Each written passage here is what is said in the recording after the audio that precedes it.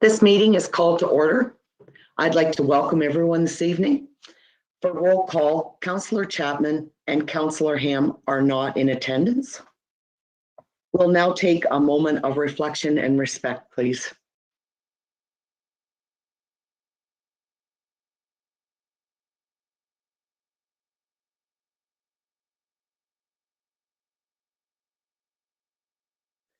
Thank you. Confirmation of the agenda. Council adopts the agenda for the meeting of January 19th, 2022 as presented. Someone to move and someone to second. Deputy Mayor Andrews and Councillor Oslach, are there any questions or concerns? Seeing none, all those in favor? And that's carried. Thank you. Are there any declarations of pecuniary interest? Seeing none, we'll move on. There are no delegations or public meetings this evening. Adoption of council and committee minutes to approve. That council approves the following minutes. Regular virtual meeting of council held on January 12th, 2022. Before we move on, did you have any comments, Deputy Mayor Andrews? Sorry, I didn't see your hand up.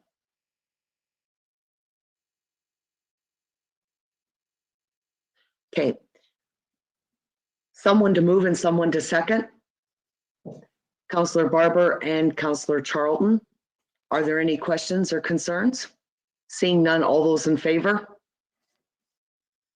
And that's carried. Okay, thank you. We'll move on to the consent agenda. We did receive some communications. That consent. Sorry, Josh, go ahead with the resolution. That consent agenda item 7.1 being a letter from Ingrid Freisinger requesting sidewalks on Spruce Street be received as information. Okay, thank you. Someone to move and someone to second. Councillor Charlton and Councillor Barber. Are there any questions or comments concerning this communication? Councillor Oslach, go ahead. Yes, Your Worship. I think we should turn this over to Director of Operations, Rob, to answer this lady. And this has been ongoing for a number of years. This is not the first time it came to council.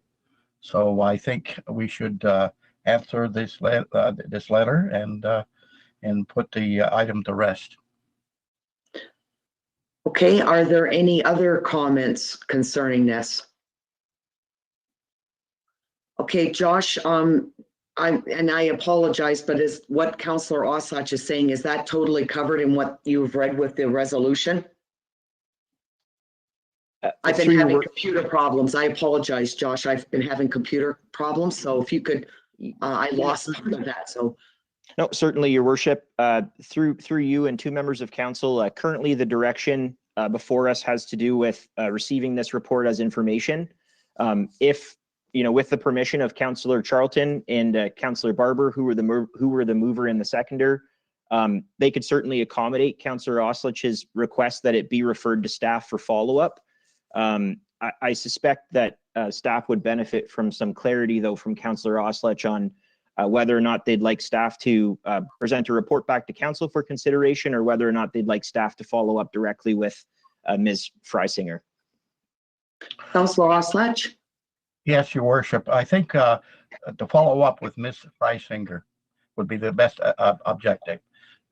Maybe a staff report further down the road. But right now, I think the follow-up is direct to Mrs. Freisinger. Okay, what do other members of council think? Councillor Charlton, are you okay with that approach? Yes, that's fine with me. Okay, and Councillor Barber, do you have any comments? Yes, I do, Your Worship. I think we should, because the letter was sent to council, that council should be, the report come back to council so that we all know what's going on, rather Okay. than to the writer. Okay, maybe I'll ask Rob as well. Rob, do you have any comments about this letter? Is there anything you can share with us about this? Certainly, Your Worship. Probably some direction from council would, for my benefit, for sure. I see this maybe came to council previously. I would probably prepare a brief report to council, letting them know where I was thinking or what staff are thinking with respect to this, and then get some direction. That seems like a prudent approach. Are councillors okay with that approach? Councillor Oslach, I know you're the one that has brought this up. Do you think that would be ideal if we could get a brief report from our staff first? Yes, I think that would be conducive. Okay, and everyone's okay with this then, with no further questions or comments? Okay, seeing none. We've lost Deputy Mayor Andrews. I know we're having computer problems this evening. Can you hear us, Deputy Mayor Andrews? Yes, and I'm hoping that you can hear me. Yes, we can. Okay, I just took myself off video just because it was really laggy. So yeah, I'm in agreement with Rob's approach. Thank you. Okay, perfect. So we will now vote on it. All those in favor? Yes. Okay, thank you. And that's carried. We'll now move into action items, and the first report up is CAO 0522. That report, CAO 0522, respecting the 2022 levy budget, be received as information, and that council approve the 2022 operation budget in the amount of $6,180,820. Okay, I need someone to move and someone to second. So moved. And Sherry? Okay, Deputy Mayor Andrews and Councillor Oslach. I will turn this over to Andy. Maybe you can give us a brief overview of this report, please. Thank you, Mayor French. I will keep this brief. However, I do want to direct any of the viewing public that may want a more in-depth details on the 2022 budget to go to our webpage, and particularly the report and appendix presented at the December 15th meeting, which has a lot more detail. 2022 saw a number of unique budget challenges for Aylmer.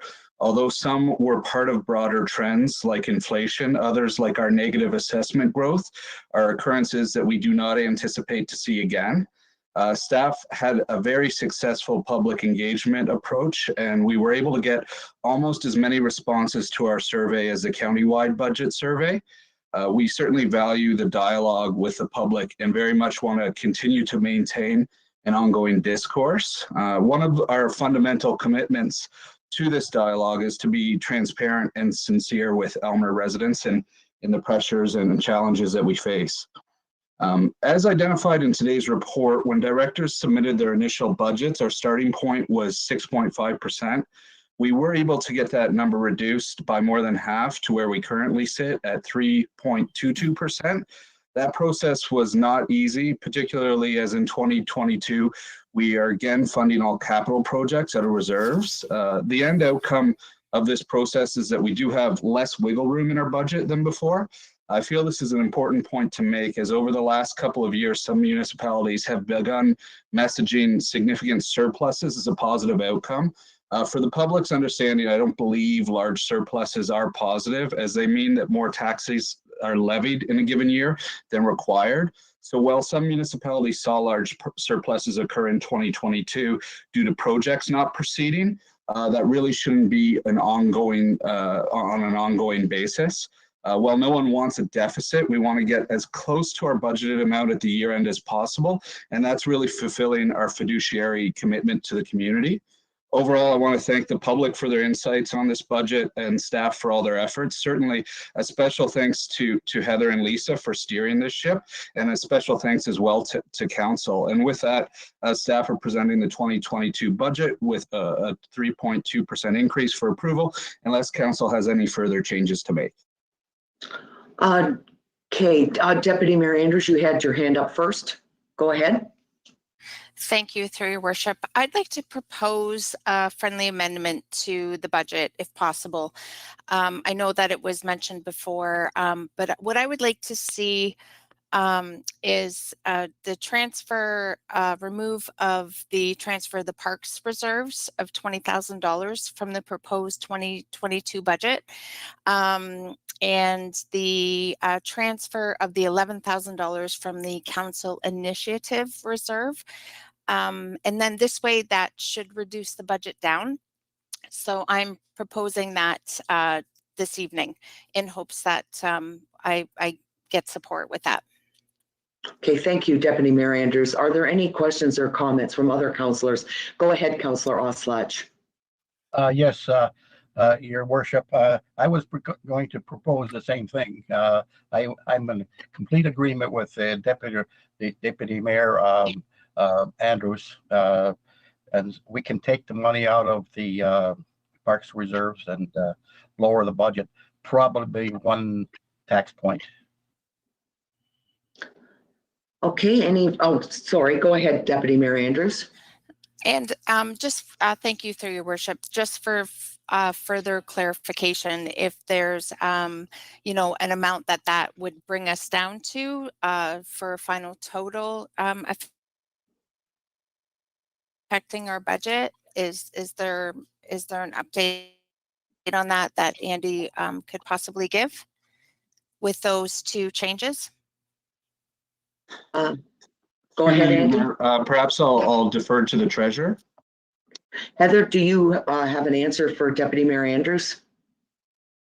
Yes, Your Worship. To Deputy Mayor Andrews, if we take out the $20,000 and the $11,000, that will reduce our net levy to $6.149 million, which would be a net levy increase of 2.7%. Okay, thank you very much, Heather. Are there any further questions or comments? And does that answer your question, Deputy Mayor Andrews? Yes, that's perfect. That's exactly what I was looking for. Thank you. You're welcome. Go ahead, Councillor Barber. Thank you, Your Worship. Just for discussion purposes, those two topics have been on previous budgets. We've maintained them or brought them forward in I think at least the last couple of budgets, anticipating, first of all, that the parks would potentially be, the parks trails would be extended. And the council initiative was a little bit of flexibility, as I recall, in approving an application that comes forward that may not necessarily be budgeted at this particular time. And I just wondered if that would make us unable to respond to those kind of inquiries.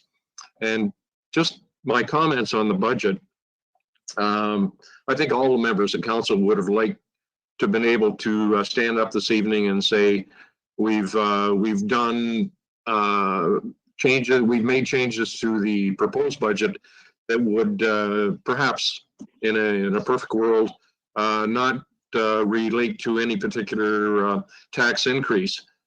However, the town of Aylmer is in a strong financial position, and by taking that approach, as we did in past years, was not necessarily in the best interest of moving forward. And I would like to thank staff, as has already been done, and the members of council for continuing on with the approach to budgeting our capital projects to a large degree out of reserves, money that's been saved and put aside for those specific purposes, rather than borrowing. Our level of debt is very, very small, and especially in comparison to other municipalities. We've done well, and it's good to see that that trend continue. Now, back to the other two things. Can we have a little bit more of the implications of taking those two relatively small items out of the budget? What effect would it have on those projects? Thank you. Heather? Through you, your worship, to Councillor Barber, the current Parks Reserve, we're estimating the opening balance for 2022 to be around 90,000. So I think that it wouldn't affect the expansion. Also, part of the expansion will be funded through DC, since there is a growth component to it, which is a completely different reserve. So I don't see any concerns with taking the 20,000 out of that. And then the $11,000 contribution from Council Initiatives Reserve, I don't see any issues with that either. Your opening balance for 2021 was 78,000.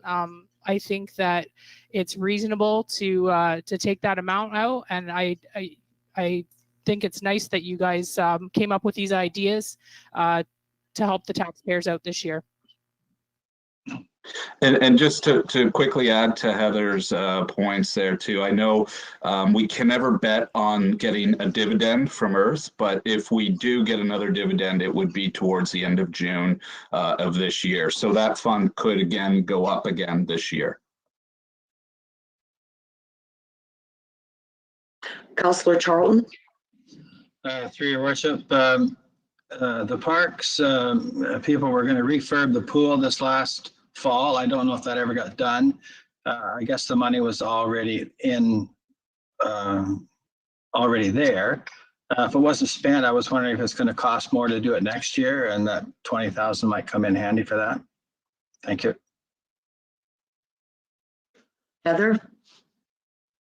I just seen the final invoice, I believe, for the diving well. Is that the pool pool upgrade you're referring to, Councillor? Yes. So I believe it was within $8,000 of the budget amount. Rob's overseeing, the team is overseeing that. So I believe that it'll be coming through for capital spend this year. And I don't see it having to be paid out of the Parks Reserve. Another follow-up question, Councillor Charlton? Yes, through your worship. I know the parks is kind of a soft cost item, and if we take that 20,000 out, how long is it going to take to put it back in? And there are improvements that need to be done. It just takes long because it's a soft cost, and I don't want to shorten that the budget for that department. Thank you. Are there any further questions or comments? Councillor Oslach, and then Deputy Mayor Andrews. Yes, your worship. To Heather, what do we have in reserves for trail expansion in the parks?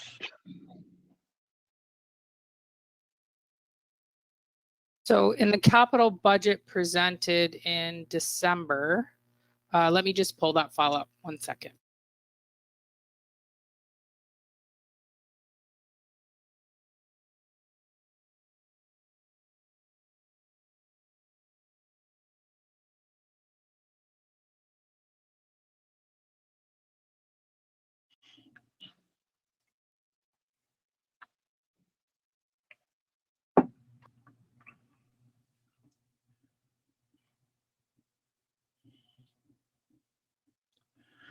Okay, so for 2022, we didn't have any trail expansion coming out.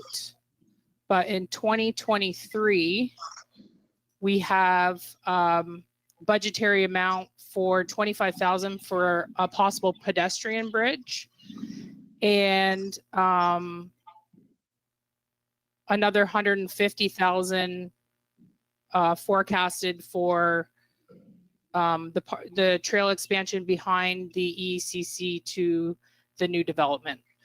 Those are the two amounts that we would be looking to fund through the GCs, which wouldn't be coming out of that parks reserve of the 90,000. So Thank those you. budgeted amounts are not approved yet, obviously, because we only approved the 2022 budget for capital. But that's what we're forecasting in 2023. Is that satisfy your answer, Councillor Oslach, or did you have other questions? Yes, it satisfies me. Okay. Deputy Mayor Andrews, I believe you had a question?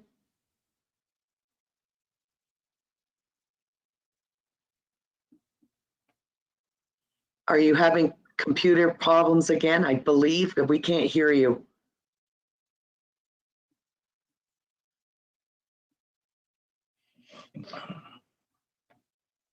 Well, while we're waiting for Deputy Mayor Andrews to get her computer to work, I'm going to make a couple of comments.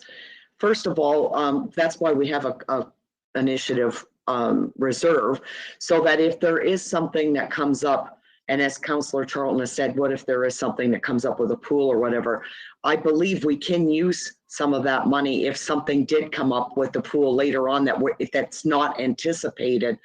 Heather, could we use some of that initiative money for the pool? Because I know there's some money left in the initiative fund. Is that possible? Okay. Yes, So Your Worship. that answers that. And I just want to remind council that today the stats came out and the cost of inflation is up to 4.8%. And that is the highest amount in 30 years. We're in the middle of a pandemic, and our residents, as along with everybody else and basically the whole world, a lot of people haven't worked. A lot of businesses have been shut down. And I believe that if we can bring this levy amount down even to 2.7, that it's going to help our residents and our businesses. So I'm in total favor of Deputy Mayor Andrews' suggestion. So that's just my take on it. And I'm not sure, I believe that Deputy Mayor Andrews isn't on right now. Josh? Through you, Your Worship, the Deputy Mayor has been sent call-in information from the Deputy Clerk, and she'll be joining us by telephone in short order. Okay, and we'll wait for her because I know she had some other comments and questions.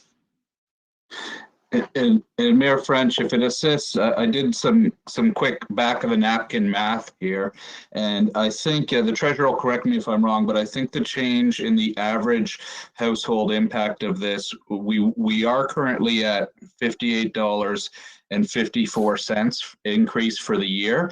That would be reduced by this to $49.27 per household for an average household for the year, right? Okay. Thank you, Andy. And Deputy Mayor Andrews, I see you're back with us. Are you able to tell us your comments or Sure. give your questions? Okay, go ahead. Yes, my apologies. My internet is giving out here.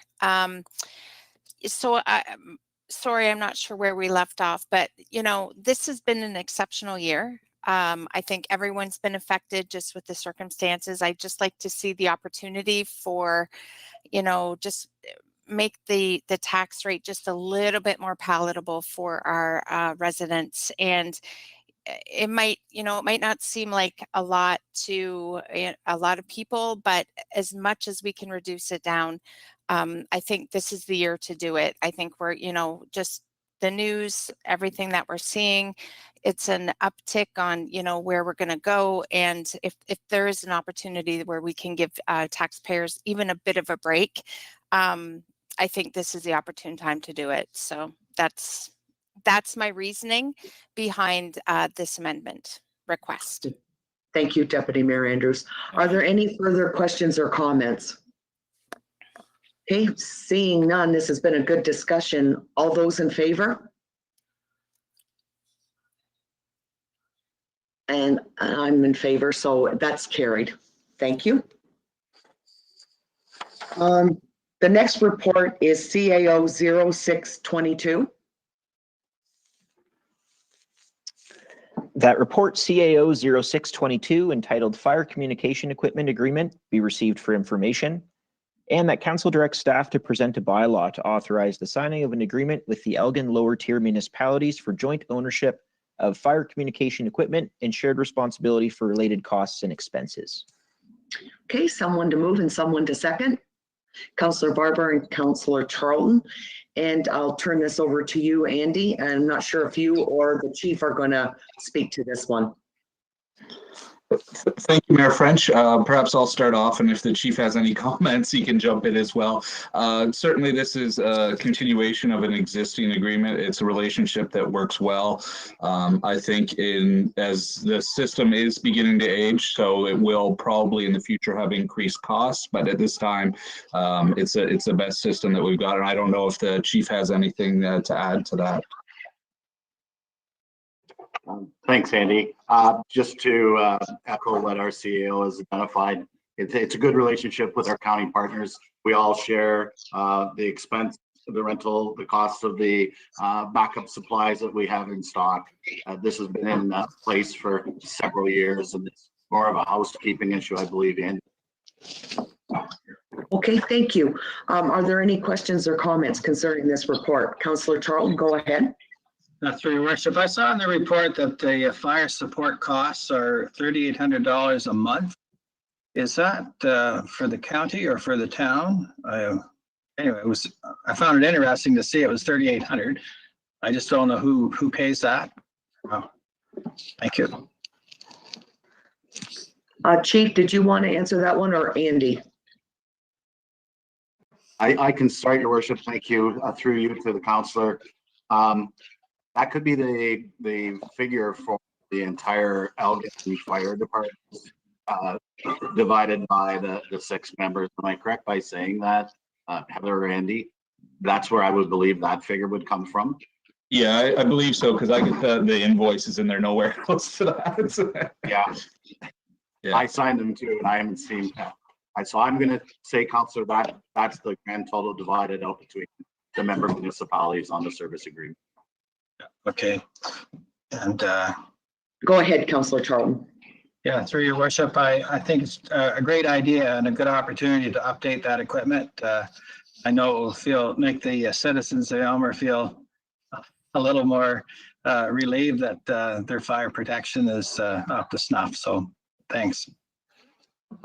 Okay, are there any further questions or comments? Okay, seeing none, all those in favor? And that's carried. Thank you. The next report up is Fire 0122. That report, Fire 0122, entitled RFP Award New Pagers, be received for information, and that council accepts the proposal from Nova Communication in the amount of $10,771.65 for the supply of 27 new Motorola pagers to the Town of Aylmer Fire Department. Okay, someone to move and someone to second. Deputy Mayor Andrews and Councillor Charlton. Chief, did you want to give any further comments about this report? Thank you, Worship. Thanks, members. It's just time to update. Again, it ties in to our last subject that we just overviewed. We can't take a backseat on the most critical aspect, and that's notifying our firefighters of emergency. And it's time, as you can see in my proposal, it's time to take that step and update our system as well. So I can answer any questions, your worship. Okay, thank you, Chief. Are there any questions or comments for the chief? Seeing none, all those in favor? And that's carried. Thank you. The next report is CAO 0122.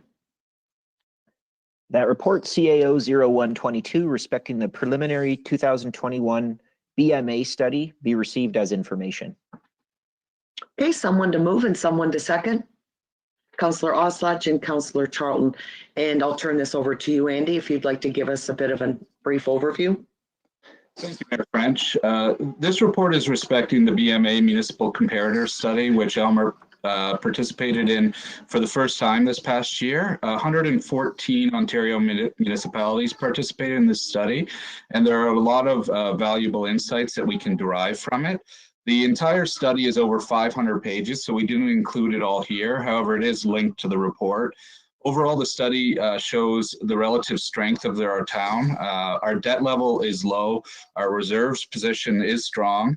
This bodes very well for the future, as although we do now see that upper levels of government have currently increased funding to municipalities, we anticipate that that will end soon. So the town is well positioned for when those taps kind of turn off, and we can continue to build for our future without shifting an unnecessarily large burden onto the taxpayers. Certainly our relatively low asset replacement costs associated with areas like water and wastewater is also very good news for our community, as these key services are anticipated to remain very affordable in Aylmer, when in a lot of other jurisdictions they're seeing quite steep increases in that area. There are some challenges for the town. Our local household income is low. It's certainly an item of concern that we need to continue to ensure local affordability. Similarly, our current value assessments per capita are lower than surrounding areas. So there isn't a potential that when MPAC reassesses property values, potentially in 2024, gentrification could become a real issue of concern in the area. One manner to address both items is to increase the local tax base through growth. These efforts are already well underway, and we anticipate to see a significant increase in permits and occupancies starting in 2022, but really taking off in 2023. So overall, the BMA study does provide a number of valuable metrics to reaffirm that our current strategic direction of council is correct. And I'm pleased that we're already making significant headway on a lot of these matters, and that a lot of what we saw in the report kind of confirmed what we were already suspecting were our issues to tackle. And with that, I'll try to answer any questions you might have. Okay, thank you, Andy. Are there any questions for Andy? Well, I think it's a great report, and it is valuable information, and it's certainly it's an eye opener. So thanks for doing that report, because as you say, I don't think we've ever done one for the town of Aylmer. So okay, if there are no further questions or comments, all those in favor? And that's carried. Thank you. The next report is Clerk 0422. That report, Clerk 0422, respecting the Town of Aylmer White Street Employment Lands Preliminary Development Update, be received as information, and that Council authorizes an exemption to the procurement policy to authorize staff to retain RJ Burnside and Associates for the purpose of preparing a work plan, budget, and schedule to advance planning and pre-engineering of the Aylmer White Street Employment Lands Development Project. Okay, someone to move and someone to second. Councillor Charlton and Councillor Barber. Josh, did you want to give a bit more information about this report? Certainly, through you, Your Worship, and two members of council, I did prepare some notes on this, just as this is a fairly substantial update for members of council this evening. I should also note that it's a joint report. It was authored by myself, Rob, Christy, and Andy. And the purpose of the report here is really to provide an update on some of the preliminary engineering services that will be required for those future White Street employment lands. So throughout our preliminary analysis of the town's land needs, and also supported by continued interest in available employment lands by the development community, staff are recommending that council proceed with initiating the conceptual design and pre-engineering works of the future industrial lands to determine a roadmap for planning and development. So to advance the project at this point, the town requires an engineering consultant to support the preparation of a formal work plan, budget, and schedule. And included within the scope of the exercise, so more specifically, would be a conceptual layout of the industrial park, roadway and site connectivity analysis, a site servicing analysis, site grading, drainage, and stormwater management analysis, and an overall project feasibility study. So as a result, and sort of understanding some of these steps that we're required to take before proceeding, and also understanding the sort of massive capacity crunch that's facing many professional engineers right now, staff reached out to various engineering firms and throughout the exercise of sort of gauging capacity for this assessment, RJ Burnsides was prepared sort of the most relevant proposal for the town. And Burnsides is a multidisciplinary engineering firm. They do have a local office in Woodstock, so we were pleased that they're somewhat local. And the firm has confirmed their capacity and that they're able to support the tight timelines that we've got associated with this project. So specifically, to date, RJ Burnsides has provided a project overview and proposal, which would satisfy all of the above mentioned requirements that I'd outlined. And they've also advised that it would have a total budgetary impact of less than $10,000. So following a staff review of that proposal, we confirm that their fee structures are based on the rates that are suggested by the Ontario Society of Professional Engineers. So that's fairly standard practice. And we're very pleased with the value that was offered within the proposal and confident that this preliminary input will lead to a very efficient project completion. And ultimately, that will assist with addressing the current massive industrial land shortage that we're facing in an expedited manner. Additionally, and this is sort of a good news part to it, as well, staff have identified a provincial funding source that's intended to support pretty much these exact types of projects. So it would support the creation of development-ready industrial land in municipalities. And so under this Ministry of Economic Development, Job Creation and Trades Site Readiness Program, there would be financial support available to up to 50% of eligible costs to a maximum of $25,000. So with council support, staff would arrange a formal pre-consultation meeting with ministry staff to confirm our eligibility for the project, and we would initiate completion of the application to obtain this funding. Additionally, I wanted to note that $1.5 million has been earmarked in the capital budget to eventually fund the works that are associated with the expedited development of the White Street employment lands. And finally, it should be noted that if council is in favor of proceeding with this recommendation, we would be providing sort of routine staff report updates, and ultimately we would be seeking direction to advance the project sort of past this preliminary engineering review, and council would be provided with a summary of the information that's gathered from this exercise if they're in favor of us proceeding with it. And with that, happy to answer any questions. Thank you, Josh. Are there any questions for Josh? Councillor Charlton? Through your worship, it seems like a daunting task to lay out 60 acres of industrial land. I'm hoping we just need this consultation of this industrial or engineering firm to go ahead. But as far as the nuts and bolts go, I'm not just sure, like, do we tender the work out as far as road work and infrastructure type of thing? Is that when we would, look after putting shovels in the ground type of thing? Thank you. Josh, go ahead. Through your worship and to Councillor Charlton, yeah, a major part of this exercise is, again, creating the roadmap for the next steps. And I would agree with you, Councillor Charlton, that it is certainly a cumbersome process. There's tons of variables to control for, and that's why we engage a professional engineering firm for this type of project. With the roadmap and sort of the budget that's provided by this, through this exercise, the next step would be staff working with the engineers and obviously coming back to council to facilitate the specific work. So to specifically answer your question, a part of that exercise would include tendering out certain projects and sort of securing the necessary vendors to proceed with the work. Okay, thank you. Are there any further questions? Seeing none, all those in favor? And that's carried. Thank you. The next item up is AMO policy update. I believe this was on the consent agenda and one of our councillors has brought this forward. Certainly, through your worship, I'll read the resolution. Okay, thank you.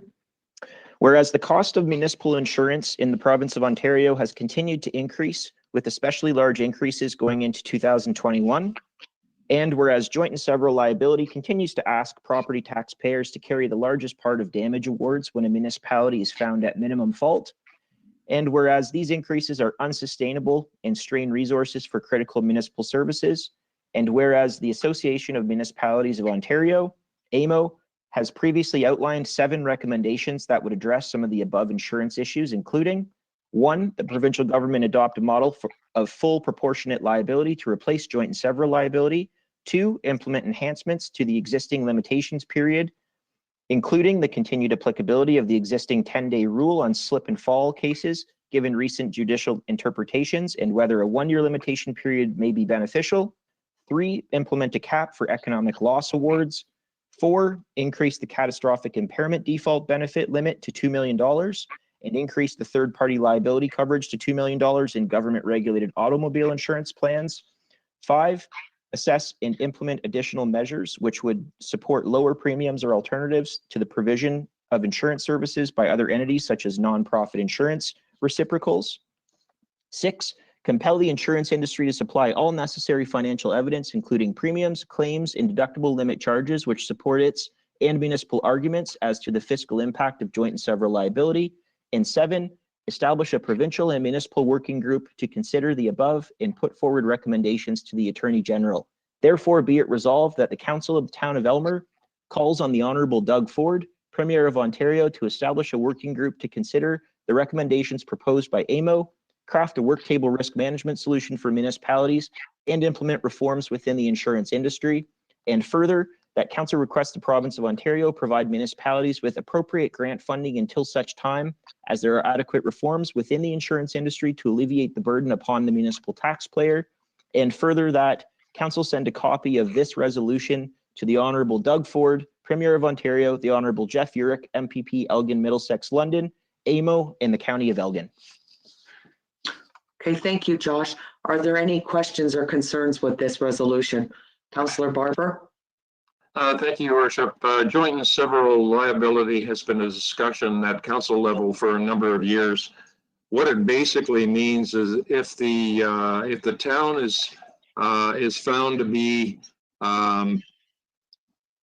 liable at even 1%, we may be forced by what's sometimes called the deep pocket syndrome to be 100% liable for the damages, which can amount to millions of dollars. It's just not fair to put all of the fiscal responsibility on one party, and that's what this. It's a long resolution, but that's basically what it says. If we're 1% liable for the cost, we should only be liable for 1% of the damages. And right now it's turned on its head. It's completely the other way around. I hope that it gets some traction. All we can do is continue to try. Thank you. Thank you, Councillor Barber. Councillor Charlton, did you have your hand up?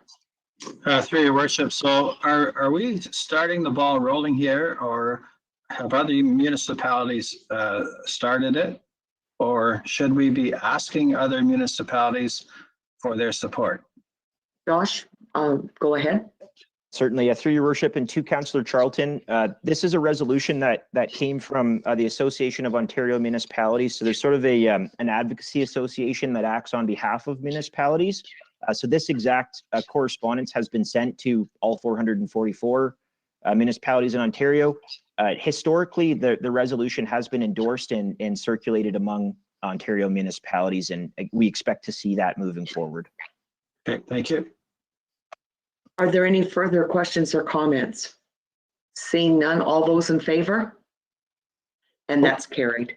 Oh, sorry. Mayor French, I apologize. Just when we read that, I missed just getting a mover and seconder on that. I'm sorry about that, Josh. I guess we got into it too quick. So I will need a mover and seconder, and I apologize to council. Councillor Barber and Councillor Oslach. Thank you. Okay. The next item up is Tay Valley Township. So if you wouldn't mind reading that resolution, Josh.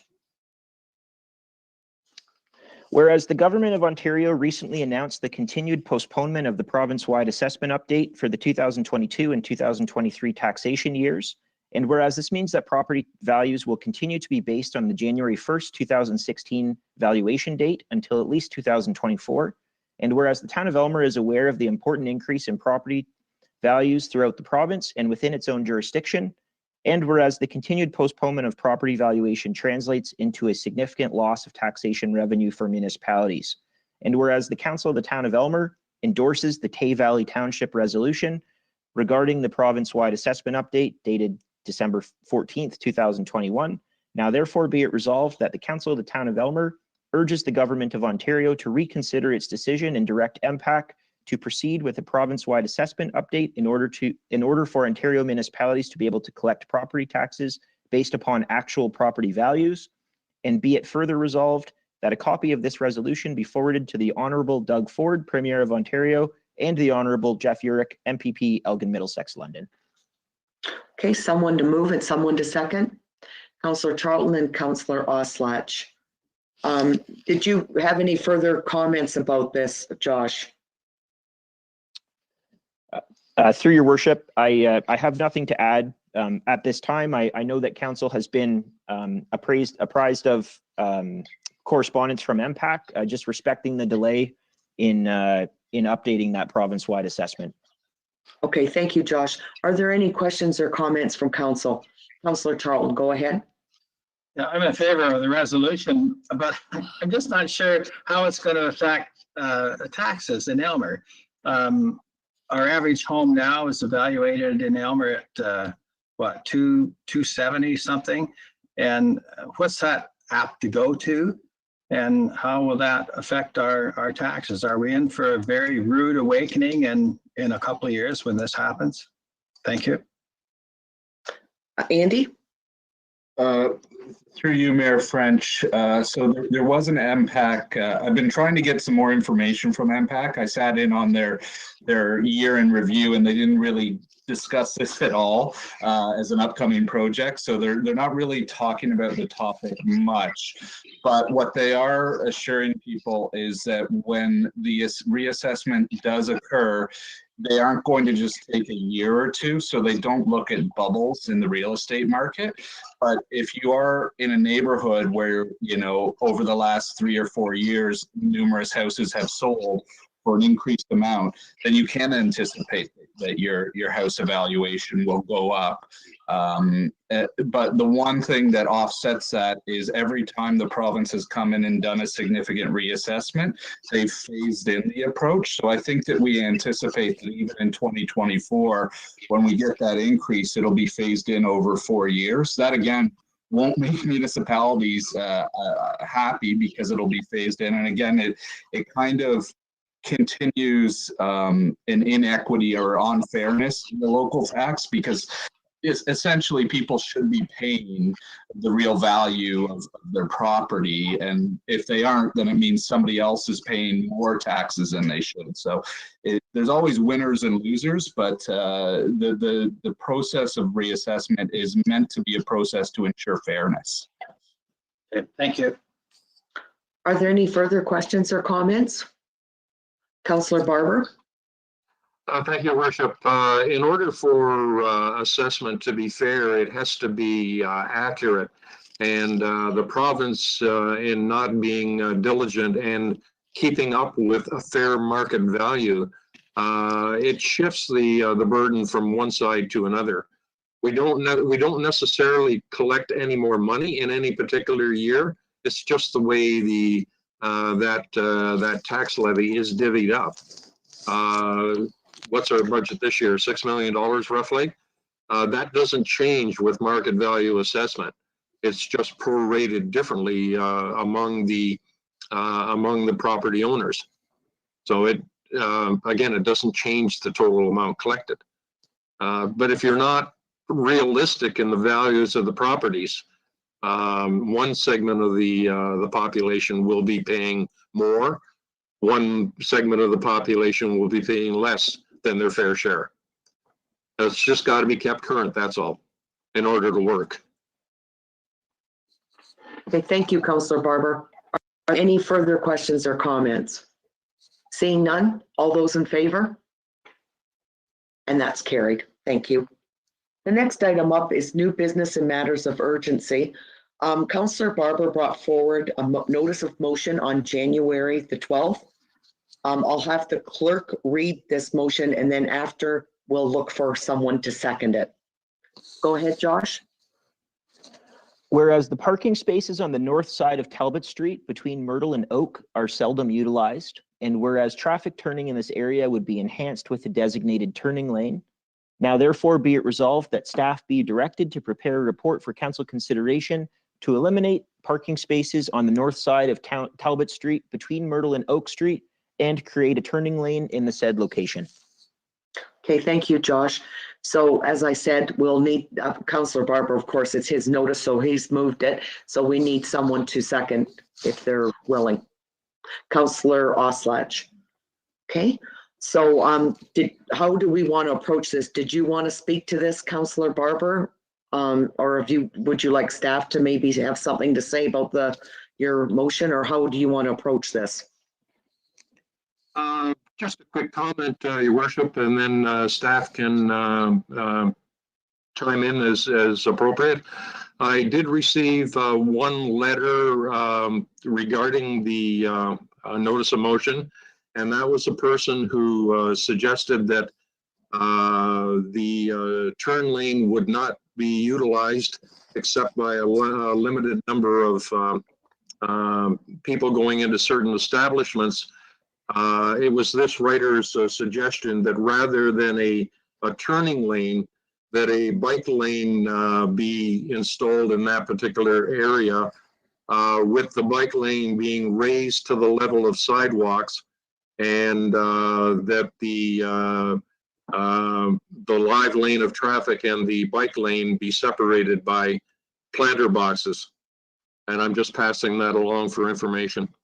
I believe that the implementation of a turning lane in that particular order between in that particular location between Myrtle and Oak would be advantageous to the flow of traffic, and that was the rationale behind this particular notice of motion.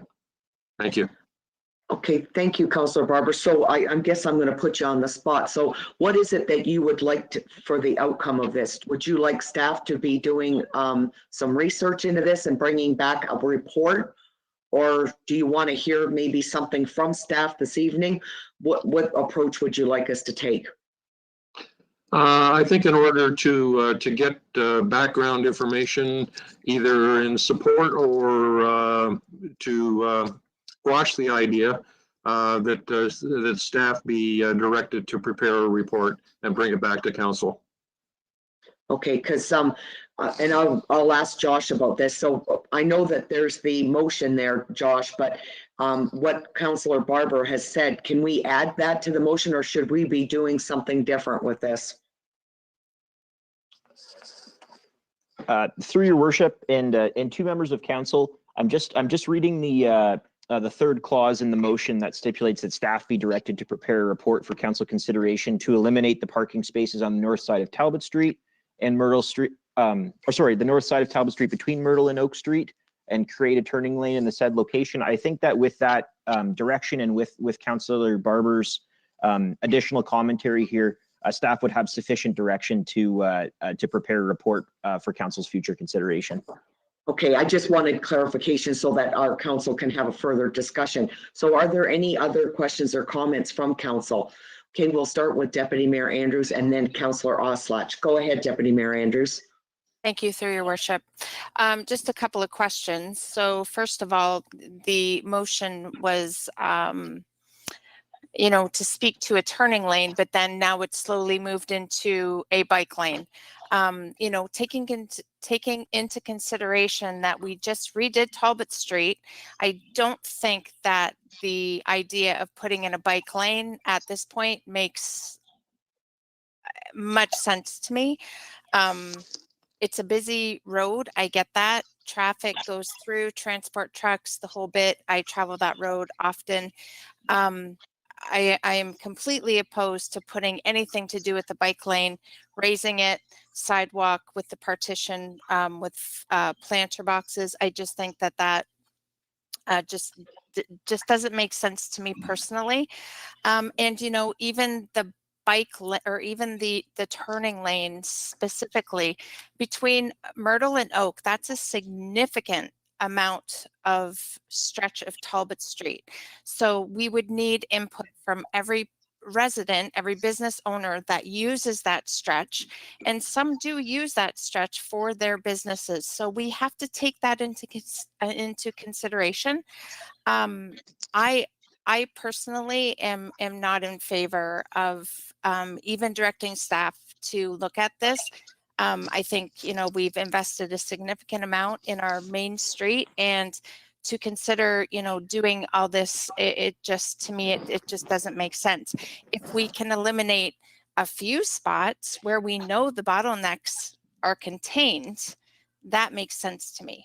But to just say from Myrtle to Oak and then to do, you know, I'm not in favor of this, unfortunately. Okay, I think Councillor Oslach and then Councillor Barber. Go ahead, Councillor Oslach. Yes, your worship. If we take parking spaces out between Myrtle and Oak, we can still have a bike lane. We can't have a bike lane raised with planters, but we still can have a bike lane. If we eliminate the parking spaces, we can still have a 1 meter bike lane going down from Myrtle to Oak, basically. I'm sort of in agreement and not in agreement with these turning lanes, but I will go along with whatever council decides. Okay, Councillor Barber, go ahead. Thank you, Worship. Just to clarify, I'm not suggesting that a bike lane be part of this particular report if it's adopted by council. Looking farther to the west along Talbot Street, reminding council that there is a turning lane basically from Elm Street to Caverly Road. And then does it go past that? Oh, it goes past that too, out toward the western boundary of the town. So there's a huge turning lane that we have already. And all I'm asking is that council or that staff look at it. And if it makes sense in a report back to council, that council look at it at that particular time. Cost would be negligible. We're not looking at anything physical to change on the roadway except for the painted lines. Okay, are there, I'll have Councillor Charlton and then Josh. Through your worship, the turning lanes out by Caverly, there's 3 lanes there. It takes up the whole roadway. I kind of question whether a turning lane would fit if you just took out a parking lane. I think there's a difference in width between a parking lane and a regular turning lane or roadway. I'm not in favor of it. Thank you. Okay, Josh, did you have a comment? And then it'll be Councillor Oslach. Through your worship, I redact my hand. It was a procedural matter that's passed. Okay. Councillor Oslach, go ahead. Yes, your worship. We can paint a bike lane on the roadway, a 1 meter bike lane, if we go ahead with this project, you know, with no additional cost. Basically, we're painting lines anyway, so we could really paint a bike lane on the roadway. Go ahead, Rob. Through your worship, to members of council, we do have a bicycle master plan, if you will, that dictates where we sort of paint the lines and do the sharrows. Elk Street off the top of my head is one of the areas. I know we're reconstructing that. That's just fresh in my memory there. And if I understand Councillor Barber's notice of motion, it maybe reads that staff should do a report to do this. And I think what I'm hearing is that this is an area that has some pinch points, perhaps. And if maybe if staff could go away and have some time to look at it and maybe provide some options and some alternatives, there might be none that we can do. And then we would know whether the bike lanes are suitable or removing of the parking is suitable and the length. And I would probably need some time to do some history on that road as well.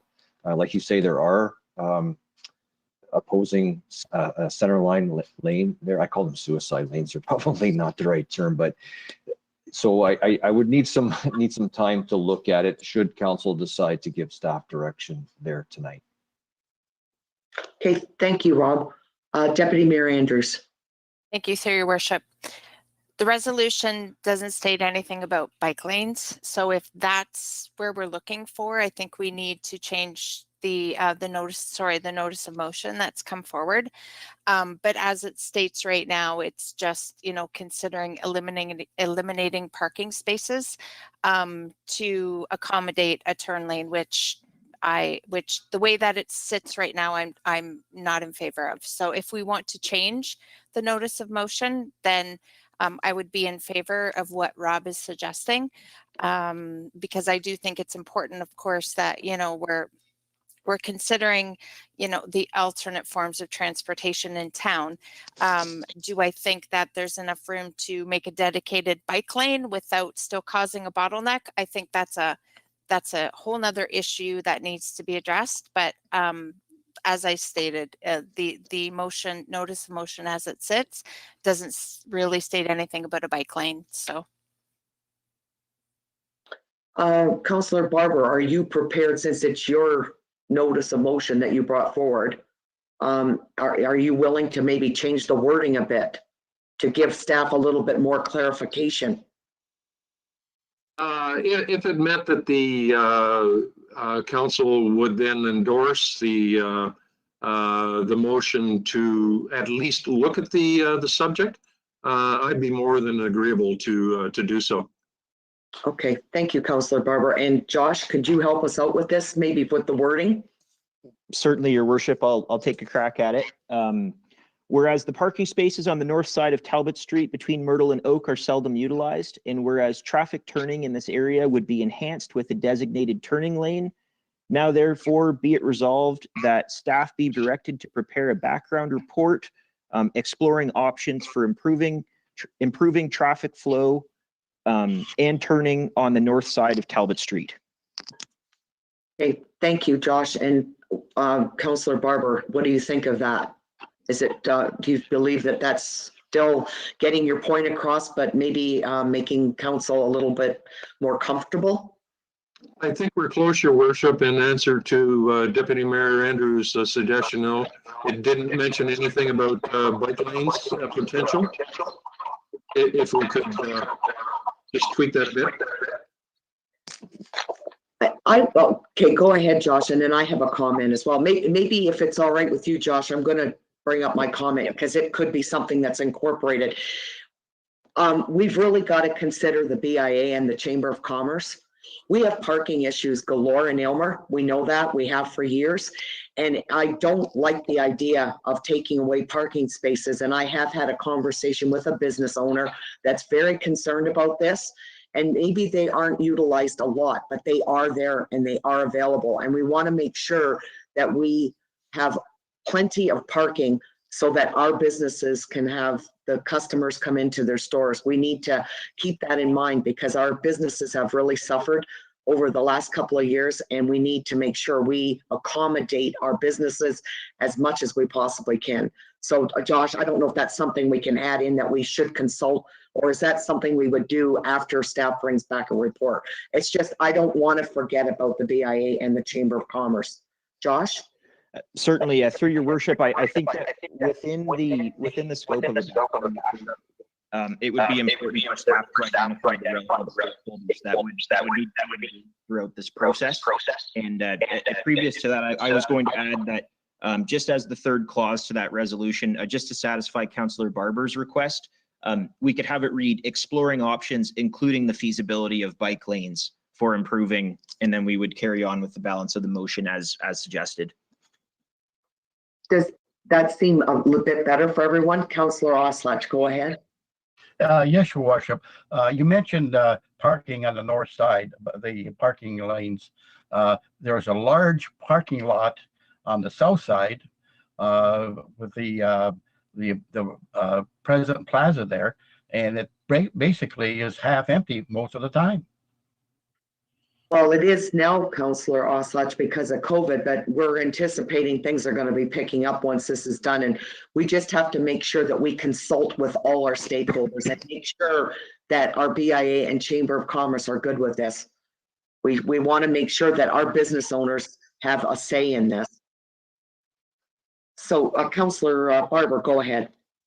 Thank you, Worship. Just a quick follow-up. I appreciate council's discussion on this particular matter.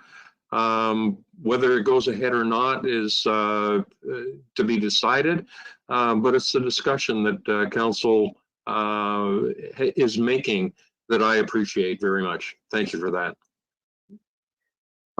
Are there any further questions or comments? Because I'm going to ask Josh, and I hate to do this, Josh, but I would ask you to read us the new motion when you have it ready, if there aren't any further questions or comments.